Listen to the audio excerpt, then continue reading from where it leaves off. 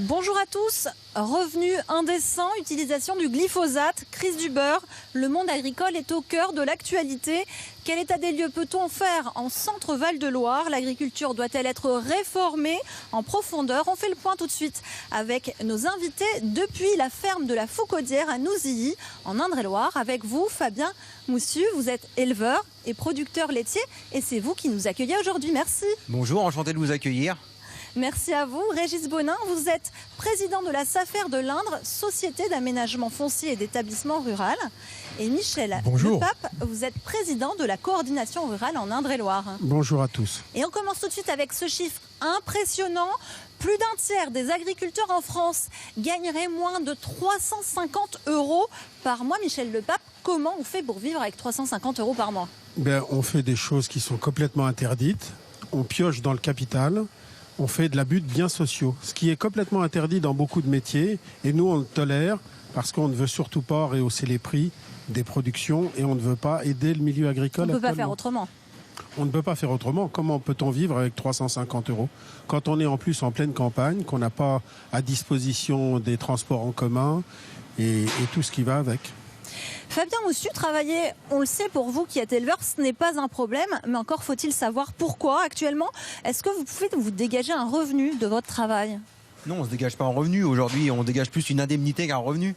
Un revenu, c'est faire vivre sa famille. Et aujourd'hui, on n'est pas capable, dans nos exploitations laitières, de faire vivre une famille. Et alors qu'on travaille 70 heures par semaine, quand même, c'est assez important. On y est du lundi au dimanche, des fois la nuit pour faire des vélages. Donc je pense que c'est pas normal et qu'il y a des gens qui ont beaucoup plus de marge que nous. Autre chiffre impressionnant, en France, le nombre d'exploitations agricoles est en chute libre. Depuis 1970, le centre Val-de-Loire est passé de 85 000 exploitations à 25 000 fermes en 2010. Régis Bonin, moins 60 000 fermes agricoles en moins de 40 ans. Comment on explique cette baisse? Par le manque de rentabilité du métier, tout simplement. Des gens désertent le métier, il n'y a pas d'autre mot. Il y a des exploitations en friche qui ont disparu et qui sont abandonnées et qui sont devenues à la friche, qui ont été complètement oubliées du territoire, ce qui fait qu'aujourd'hui on se retrouve avec des pans entiers de la région où il n'y a plus du tout d'agriculteurs. Il y a des cantons où il y a un agriculteur, deux agriculteurs. Fabien Moussu, vous avez vu évoluer l'agriculture. Cette ferme, vous l'avez reprise, c'était l'exploitation de vos parents qui sont ici depuis 1967. Comment vous l'avez vu évoluer autour de vous, cette agriculture? Je l'ai vu évoluer positivement jusqu'à aujourd'hui. On a investi pour toujours être plus rentable, toujours densifier un petit peu l'agriculture, comme on nous l'a demandé, comme la PAC nous l'a demandé. Et puis aujourd'hui, le problème, c'est qu'on n'arrive plus à dégager de revenus. Alors, on rembourse tout cet équipement, qui est un bel équipement, c'est vrai, mais le but de la manœuvre, c'est quand même de gagner de l'argent. Et aujourd'hui, on n'en gagne plus. Quel a été le tournant de l'agriculture? Je pense que dans les années 80, on pourrait remonter à l'après-guerre, mais on va s'arrêter dans les années 1980, où on a demandé toujours une compétitivité à l'agriculture et on nous a préparé à la mondialisation, ce que l'on essaye de vraiment nous imposer aujourd'hui. Et là, on n'est plus du tout compétitif. Oui, des agriculteurs travaillent à perte et alors les éleveurs, les agriculteurs sont désabusés. On va écouter tout de suite ce témoignage de Bertrand Courtois. Il est agriculteur céréalier en Eure-et-Loire.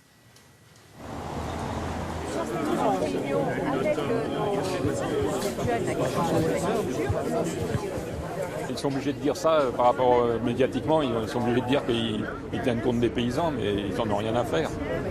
Parce que la preuve, en 2016, il y a eu plus de 700 suicides. Est-ce que personne ne le sait? Personne n'en parle. Même au niveau agricole, la MSA, ils ne veulent pas en parler, alors que vous avez un policier qui se suicide, un gars des PTT, tout ça, tout le monde le sait. Tandis qu'un paysan, ça vaut rien. On n'a aucune... On est des bénévoles de l'alimentation. On doit nourrir le peuple pour rien. Alors Michel Lepape, les mots de Bertrand Courtois sont forts. Un paysan, ça ne vaut rien. Le suicide des agriculteurs, c'est une réalité pourtant. C'était lors d'une manifestation qu'on organisait auprès de l'Assemblée nationale avec la coordination rurale et qui nous permettait aussi d'essayer d'informer parfois des nouveaux débutés sur la difficulté de notre métier.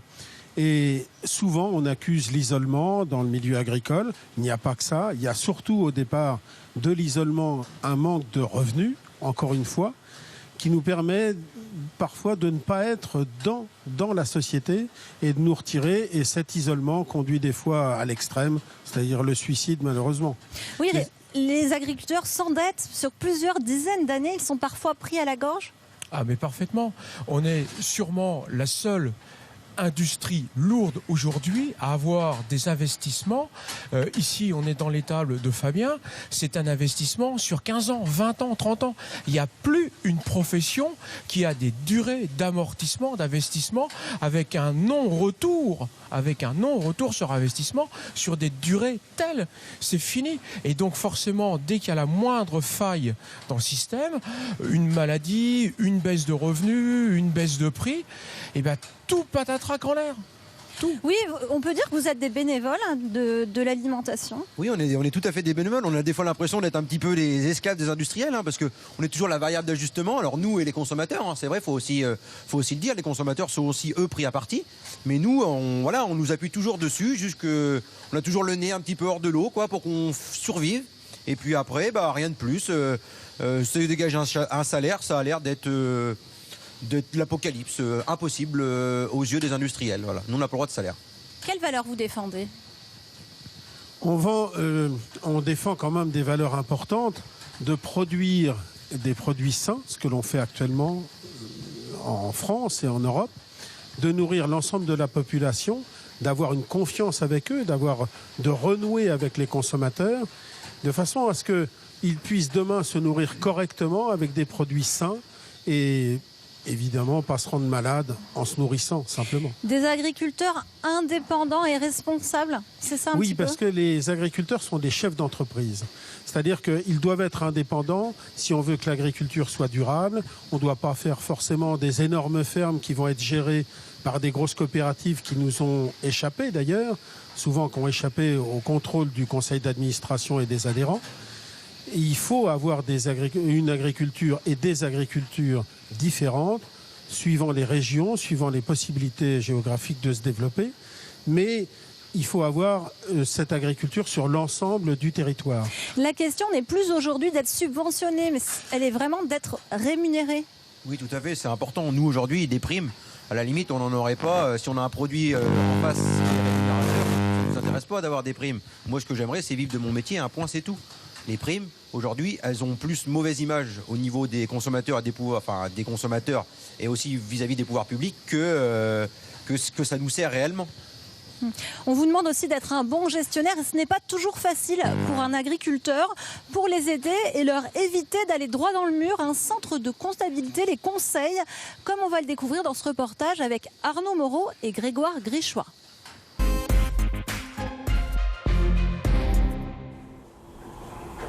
Tous les jours, dans son bureau, Stéphane Pelletier traite les dossiers de ses adhérents, les membres de la coordination rurale d'Indre-et-Loire. Ils sont un millier dans le département à travailler avec ce centre de comptabilité. Direction, la ferme de l'un d'entre eux dans le sud Touraine pour apporter une expertise. Jean-Philippe Bouet élève des chèvres et des moutons. Sans se plaindre, il déplore un manque de considération de la profession. On fait tous un métier qu'on aime et on en vit très mal. J'entendais encore hier, il y a encore un tiers des agriculteurs qui sont à moins de 350 € par mois pour vivre. Donc je veux dire, il n'y a aujourd'hui pas un salarié qui accepterait de vivre avec une somme aussi dérisoire, ça c'est évident. Les deux hommes n'en sont pas à leur première discussion sur le sujet. Un diagnostic de la situation a été fait. Jean-Philippe va devoir faire un choix stratégique, privilégier uniquement la filière ovine, sinon l'avenir de l'exploitation est compromis. L'opportunité abattoir de Bourgueil te permet aujourd'hui d'aller développer ton propre marché et de créer ta valeur ajoutée. On se dit quelle idée originale je vais pouvoir avoir pour créer de la valeur ajoutée. Là, c'est vraiment la démarche qu'a eu Jean-Philippe Bouet sur l'atelier vente d'agneaux au détail vers les consommateurs, vers des bouchers. Si cette idée-là n'avait pas été entreprise il y a quelques années, aujourd'hui, le discours avec Jean-Philippe serait beaucoup plus alarmiste. Ton exploitation va dans le mur. Un discours qui passe assez mal chez certains agriculteurs, notamment après une année où le rendement a été exceptionnel. Certains souhaitent parfois continuer à investir, à tort. Jean-Philippe est lui plutôt réceptif. On est sur nos exploitations 24 heures sur 24, tous les jours de l'année, du lundi au dimanche. On a un petit peu la tête dans le guidon tout le temps, on a des périodes de boulot qui sont assez intenses. On n'a pas le temps d'analyser la partie... Enfin, on n'a pas le temps. On pourrait l'avoir si vraiment on le voulait, mais on n'est pas spécialiste de la partie analyse de documents. Donc il faut toujours mieux être conseillé par des gens dont c'est le métier. Jean-Philippe va donc recentrer son activité vers la vente directe d'agneaux qui lui est plus profitable, mais aucune situation ne ressemble à une autre. Selon Stéphane Pelletier, un tiers de ses agriculteurs adhérents est en situation délicate actuellement. Alors, Fabien Moussion, on l'a dit, vous êtes producteur laitier. Et aujourd'hui, alors, il a combien le prix du lait? Et par rapport à il y a 10 ans, est-ce qu'il a évolué? Alors, le prix du lait, il est à 34 centimes en ce moment. Et c'est vrai que la question est bonne parce que par rapport à 10 ans, il n'a pas bougé. Alors, il me semble qu'en France, on parle des fois d'inflation. Pour l'agriculture, l'inflation, on n'entend pas parler. Nous, on ne sait pas ce que c'est l'inflation. On nous impose un prix du lait. Vous savez ce que c'est sur votre achat de matériel, sur vos matières premières? Ah oui, ça, il n'y a pas de problème. Ça, sur l'achat de matériel, les 2%, on y a le droit tous les ans. Par contre, sur le prix du lait, faut qu'on se fasse ceinture et puis surtout, faut qu'on fasse avec. Donc, on essaye de réduire les charges à droite, à gauche, puis au bout d'un moment, on n'y arrive plus. C'est là qu'on n'a plus de salaire à se dégager. Qu'est-ce qui peut fonctionner? Est-ce qu'il y a des initiatives là qui ont été faites, notamment plus favorables aux producteurs, comme le lait? C'est qui le patron? Est-ce que c'est bien ça comme initiative? Évidemment, ça démontre aussi que l'on peut trouver des solutions en rémunérant correctement les agriculteurs et en ne trompant pas le consommateur sur un produit. On parlait du lait et Fabien en produit, mais ce qu'il faut savoir, c'est qu'il y a aussi du lait qui est craqué, c'est-à-dire qu'on extrait des éléments naturels qui sont à l'intérieur pour se servir dans la cosmétique et dans autre chose. Et la définition du lait n'est pas vraiment faite en France, comme pour le miel d'ailleurs et tout un tas de productions. D'accord, donc on peut acheter du lait qui n'en est pas? On pourrait, qui n'est pas véritablement du lait tel que Fabien le produit et qui sort du pied de la vache. Quel modèle agricole on doit envisager pour demain? C'est plutôt une agriculture intensive? Est-ce qu'elle est en bout de course, cette agriculture intensive? Au niveau du foncier, je ne me permettrai pas de répondre dans cette voie-là. Vous êtes agriculteur aussi. Oui, non, mais tout à fait. Mais alors, si c'est l'agriculteur qui parle, on est vraiment à la croisée des chemins. C'est pas du luxe, c'est pas du haut de gamme, mais il faut qu'on reprenne la main sur nos produits. Il faut que les transformateurs qui travaillent en notre nom acceptent de changer leur modèle pour enfin refaire des produits comme nous. Quand ils partent de chez nous, ils sont sains, loyaux et marchands. C'est dès qu'ils arrivent dans l'assiette du consommateur, ils ont subi une interaction entre les deux et c'est là où il y a eu quelque chose qui a failli, qui a manqué. On l'a vu avec tous les scandales sanitaires, de la vache folle, des lasagnes à la viande de cheval, des zoofipronil et tout. C'est systématiquement l'agriculteur qui en paye les pots cassés, mais l'agriculteur n'est pas responsable de ça. C'est qui le responsable? C'est l'industriel? C'est l'orientation qu'on en donne. D'abord, l'agriculture de demain, elle se décide aujourd'hui. Je participe d'ailleurs aux EGA, aux États généraux de l'alimentation, où justement il y a au moins un avantage, c'est qu'on peut se parler à travers l'ensemble des consommateurs, des producteurs, parfois des industriels. Ce qui est quand même dommageable, c'est que ceux qui nous ont conduits dans ce système qui arrive en bout de course aujourd'hui, ont été repris pour pouvoir construire d'autres filières, soi-disant, mais qui sont déjà présentes et qui nous ont conduits dans le mur, comme des grosses coopératives aujourd'hui qu'on retrouve sur le marché. Pourtant, les consommateurs, les consommateurs, comme on les appelle, eux, ils sont friands de ça, d'avoir des produits de qualité. Bien... Mais ils en sont partants. Je suis diversifié aussi sur l'exploitation. Je fais de la vente directe sur des marchés de proximité. Mais évidemment que les consommateurs sont partants. Ils veulent nous connaître. Ils veulent un lien direct avec nous. Et tout le monde s'est fait déposséder de ce lien direct, de cette image. Et il faut qu'on revienne, mais c'est extrêmement long et hormis par l'outil de décapitaliser leur outil de travail, peuvent attendre. Et c'est ça, on est aujourd'hui à la croisée des chemins et on n'a plus de temps. Est-ce que les consommateurs souhaitent aussi, et là vous pouvez peut-être intervenir, c'est moins de pesticides, moins d'herbicides. Alors le glyphosate, on va en parler, c'est au cœur de l'actualité. Des résidus de ce pesticide, on peut en trouver dans les cours d'eau, dans nos assiettes. c'est une substance cancérogène chez l'animal, selon un rapport du Centre international de la recherche sur le cancer. C'est probablement cancérogène aussi chez l'homme. Les agences réglementaires européennes débattent toujours de son interdiction.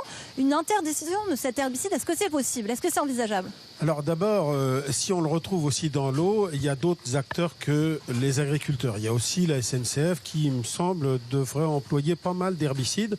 Chacun prend le train et on peut voir que le long des lignes, il n'y a pas beaucoup d'herbes qui poussent et on peut s'interroger déjà comment ils font pour qu'il n'y ait pas d'herbes qui poussent.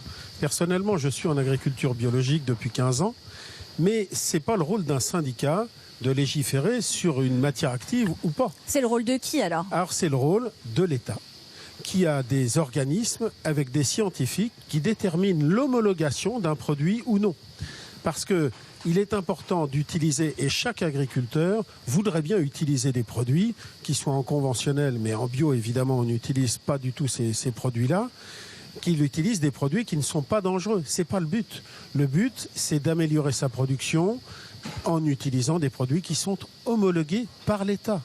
Et donc, un syndicat peut éventuellement informer l'État des conséquences de retirer certaines matières actives, mais aussi, il faut aller jusqu'au bout de la démarche.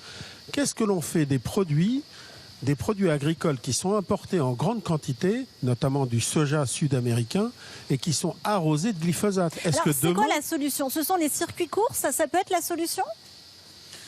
L'autosuffisance alimentaire, je crois que si on veut faire un pacte, je ne sais pas si j'empiète un petit peu sur... Régis Bonin, vous pouvez peut-être nous en parler.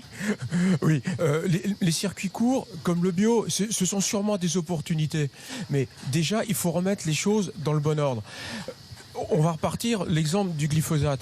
Nous l'utilisons en pré-semis pour détruire des mauvaises herbes. Jamais on a utilisé du glyphosate, c'est interdit et nous respectons les interdictions. Jamais on a utilisé du glyphosate sur une culture, contrairement aux Canadiens qui, eux, l'utilisent pour faire sécher leur culture artificiellement ou les Brésiliens pour pouvoir les récolter. Pour conclure, il faudrait une interdiction mondiale du glyphosate, c'est ça? Il faudrait que tout le monde soit à la même enseigne? Mais à la limite, on interdit, on n'interdit pas, mais au moins les règles que on nous impose en France de production, qu'on les retrouve dans les cahiers des charges des transformateurs qui vont acheter du blé traité glyphosate au Canada, du soja traité glyphosate au Brésil. Nous, on n'a pas le droit de le faire. Le consommateur français a le droit de le manger. On tourne la page là du glyphosate. On parle du plan Macron pour sauver l'agriculture. Le chef de l'État a détaillé le 11 octobre dernier les mesures de son plan pour l'agriculture et l'alimentation. Ce qui est proposé, inverser les hiérarchies du marché, que les producteurs fixent les prix et plus l'inverse. Est-ce que ça peut se passer comme ça, Fabien Moussieu ? Ça peut peut-être se passer comme ça, mais après, qui va fixer le prix? Je pense qu'on a suffisamment d'organismes indépendants qui sont capables de regarder les coûts de revient de chaque agriculture en général française et de fixer un prix par rapport à ça. On avait les quotas qui étaient encadrés notamment par les pouvoirs publics. C'était plutôt une bonne chose. Après, on veut tout libérer, on veut faire des choses un petit peu à outrance. Eh bien, on arrive aujourd'hui à ce qu'on arrive. Mais je pense qu'il faut arriver de toute façon à changer cette agriculture. Il le faut pour continuer d'avoir une agriculture française. Il est intéressant, il est important de rééquilibrer les relations justement entre les industriels et les producteurs. Bon, je dirais, le mieux, c'est de compter aussi sur les consommateurs, parce que tout à l'heure, vous parliez de consomme-acteurs, mais je crois que aujourd'hui, les filières ne représentent plus du tout les agriculteurs, ça représente surtout des industriels et l'agro-industrie, l'agroalimentaire en général. Le chef de l'État, en même temps... Clairement... les personnes qu'on peut accuser, c'est quoi? Ce sont les marges de la... Il ne s'agit pas d'accuser, de mettre au pilori un tel ou un tel. Il s'agit de demander aussi à l'État, ou à l'Europe aussi, parce que l'Europe est quand même très investie sur la question agricole, du moins l'était fut un temps, de leur demander de prendre leurs responsabilités. Est-ce qu'il y a une cohérence et est-ce qu'il y a un respect à la fois du consommateur et à la fois du producteur? Là, en même temps que ces belles déclarations du président, il réaffirmait aussi qu'il ne remettait pas en cause le CETA, c'est-à-dire l'accord avec l'Amérique du Nord, l'ouverture des marchés qui risque de mettre à mal énormément de production agricole française, mais aussi canadienne. Il ne faut pas oublier qu'à l'autre bout du monde, les gens vont aussi être déstabilisés, et notamment les producteurs canadiens laitiers, alors qu'eux, ils avaient un marché parfaitement organisé comme on l'avait avant les quotas. On revient toujours au circuit court et à l'importance vraiment de ces circuits-là. Plusieurs mois après le lancement des États généraux de l'alimentation, est-ce qu'il y a eu des décisions de prise ou pour le moment, est-ce que c'est beaucoup de paroles ? Il y a au cours de la présentation du 10 octobre du président Macron de quelques idées forces qui veut faire inscrire dans la loi et faire voter par ordonnance. Moi j'en ai retenu une parce que je suis donc aussi dans les circuits de proximité. C'est l'interdiction ou une très forte réglementation des promotions, d'encadrer fortement les promotions dans les supermarchés. On peut leur faire confiance pour détourner rapidement l'esprit de la loi. Ils vont nous trouver tout un tas de subterfuges. Et c'est pas pour les accuser une nouvelle fois, comme le disait Michel, mais il faudra qu'un jour, tout le monde, dans les départements, et ça je pense que c'est l'égide qui devrait arriver bientôt sur la table des préfets, de réglementer tout ça, que tout le monde soit autour de la table, chaque département, pour qu'on arrive tous à discuter. Alors vous parliez des supermarchés, alors ce qui manque en ce moment sur les étals des supermarchés, c'est le beurre. Alors on se demande bien pourquoi, les étals sont vides, cette pénurie est-elle réelle? Avant d'en parler, je vous propose d'écouter l'étonnement de cette commerçante qui ne semble pas en souffrir, on l'écoute. C'est les mêmes tarifs, même prix d'achat, même prix de vente au niveau de nos clients. Non, il y a... Par contre, au niveau des ventes, oui, on vend beaucoup plus de beurre. On a des clients qui font des trentaines de kilomètres pour venir chercher du beurre chez nous. Mais bon, voilà, c'est comme ça, ça va créer la pénurie de beurre. Bon alors, pénurie de beurre réelle? Pénurie de beurre, il n'y a pas. Pénurie de beurre, pipeau. Pénurie de beurre, aujourd'hui, il y a autant de beurre sur le marché français. On importe du beurre, on exporte du beurre, mais on importe du beurre. Aujourd'hui, il faut quand même le savoir, il faut 22 litres de lait pour faire 1 kilo de beurre. Pourtant, les étals des supermarchés sont vides. Alors, comment ça s'explique? Ça s'explique qu'aujourd'hui, il y a un bras de fer entre industriels et distributeurs pour arriver à faire augmenter les prix en rayon, sans que nous, producteurs, on en ait un petit bout, en fait, j'ai envie de dire, de cette marge qui vont se faire encore un petit peu en plus sur notre dos. Est-ce que c'est pas lié aussi à la production intensive de lait et au fait que de plus en plus, on a voulu favoriser le lait au gras? Si vous voulez, ça remonte déjà assez loin. C'est-à-dire depuis l'après-guerre, où on va remonter jusqu'aux années 80, simplement, comme tout à l'heure. On a orienté aussi l'agriculture vers moins de production de produits gras au niveau laitier. Et on a sélectionné des animaux qui produisaient moins de matières grasses. D'ailleurs, il y a eu un problème au niveau de la prévision. Les prévisions, vous savez, ceux qui font des prévisions sont sûrs que d'une chose, c'est déjà de se tromper à l'arrivée.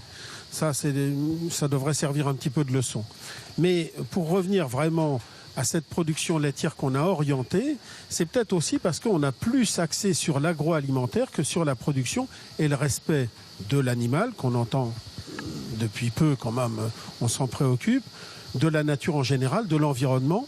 Et on a obligé les agriculteurs à vraiment surproduire et sans doute aller vers une compétitivité qui ne pouvait pas tenir. Et alors, est-ce que c'est pas aussi une crise plus profonde, cette crise du beurre? Est-ce que ça va pas plus loin, une crise réelle avec les industriels, avec les distributeurs? Je pense que globalement, oui, on s'oriente sur des crises majeures dans une multitude de secteurs. Demain, avec la fin des quotas betteraviers, je vous mets mon billet sur la table que nous allons, dans 2 ans, avoir le même genre de pénurie avec le sucre. On va exactement dans le même sens. Alors, on va parler justement du climat. Avant de conclure, je vous propose d'écouter la présidente de la Fédération nationale des syndicats d'exploitants agricoles, Christiane Lambert. Elle nous parle du réchauffement climatique. L'agriculture est vraiment victime du changement climatique. Notre entreprise à nous, elle n'a pas de toit. C'est-à-dire la grêle, le gel, la sécheresse nous affectent au premier point. Donc il y a un package global à porter, la prévention possible par rapport à ce changement climatique, pouvoir faire des réserves d'eau, prévenir contre le gel en ayant des équipements spécifiques dans les vergers, dans les vignes, et puis avoir des assurances qui correspondent vraiment aux besoins des agriculteurs pour pouvoir éviter d'avoir des creux de trésorerie et de résultats 1 année, voire 2 années, et risquer la faillite. Des assurances pour tous les agriculteurs face à la crise climatique? Oui, enfin, on reconnaît bien tout l'intérêt qu'ils peuvent porter dans un certain secteur, le secteur d'ailleurs de l'assurance. La FNSEA est très investie dans l'amont et dans l'aval de l'agriculture et de moins en moins dans la défense des paysans et des agriculteurs ou des éleveurs. Mais ça va être encore... je crois qu'il avait été proposé qu'on prenne sur les aides compensatoires. Je préfère appeler ça des aides compensatoires. Qu'est-ce que ça signifie alors si on prend sur ces aides? Eh bien, ça signifie simplement que encore il va y avoir un secteur, le secteur des assurances, qui va se servir, qui va pas du tout être en déficit parce que ils ne travaillent pas pour rien. C'est pas des agriculteurs ces gens-là, c'est des gens qui veulent avoir un retour d'investissement. Et on va demander à ces agriculteurs de financer encore un système auquel ils ne pourront pas faire appel. Je rappelle que quand même, beaucoup d'agriculteurs sont au bout au niveau trésorerie. On va leur demander encore des cotisations. Les agriculteurs sont au bout au niveau trésorerie et c'est très difficile, Monsieur Bonin, notamment pour les jeunes agriculteurs. Oui, c'est pour ça que pour les jeunes agriculteurs, la SAFER est en train de réfléchir à des solutions de portage de foncier où différentes pistes sont sur la table. Bon, pour le moment, on ne peut pas en parler parce qu'il y a quand même des réflexions et puis on ne peut pas sortir un produit comme ça par hasard du jour au lendemain. Mais il faut absolument, si on veut des agriculteurs demain, il faut des jeunes, il faut un renouvellement de population, il faut qu'il y gagne sa vie d'une manière décente, mais aujourd'hui le foncier est devenu un poids tellement important qu'on est obligé de trouver des outils qui ne soient pas des outils coopératifs, absolument pas. Faut se sortir l'idée du kolkhoz, mais des outils de financement, de portage du foncier qui permettent aux jeunes d'avoir un revenu décent à la fin de l'année. Qu'est-ce qui vous fait tenir, Fabien Moussy? C'est la passion du métier qui vous fait tenir? Oui, aujourd'hui c'est la passion du métier, c'est aussi les investissements parce qu'on n'a pas trop le choix, il faut qu'on y aille. Mais la passion elle est en train de s'éteindre parce qu'au bout d'un moment, eh bien, nous, travailler tous les jours pour rien, eh bien, c'est pas marrant. Hein. Ça crée aussi des conflits. Michel le disait tout à l'heure, au niveau sociétal, on s'écarte un petit peu de tout. On n'a pas forcément beaucoup de contacts sur l'extérieur parce qu'on peut pas se le permettre, parce qu'on a des marges minimum et surtout pas de revenus à la fin. Donc si on veut une agriculture demain, eh ben, il va falloir passer par un revenu. Oui, parce que c'est quoi le risque? C'est la fin de cette agriculture, ce sont des friches agricoles, des fermes musées? J'espère que c'est un scénario qu'on va quand même pas retenir quand même. Non, je crois qu'il y a quand même une marge à travers tout cela. C'est de se réapproprier aussi ce marché qui nous a échappé. Notamment, souvent, il y a un système coopératif qui nous a échappé. Des énormes coopératives qui ont oublié leur rôle. On ne l'espère pas, bien évidemment. Merci à vous trois d'avoir été nos invités. Merci à vous. C'est la fin de l'émission, c'est la fin de Dimanche en politique. Merci à Fabien Moussu de nous avoir reçus dans son exploitation. Pour revoir Dimanche en politique, notre site internet cvdl.france3.fr. Dimanche prochain, nous nous interrogerons sur la franc-maçonnerie. Dimanche en politique continue tout de suite après le flash.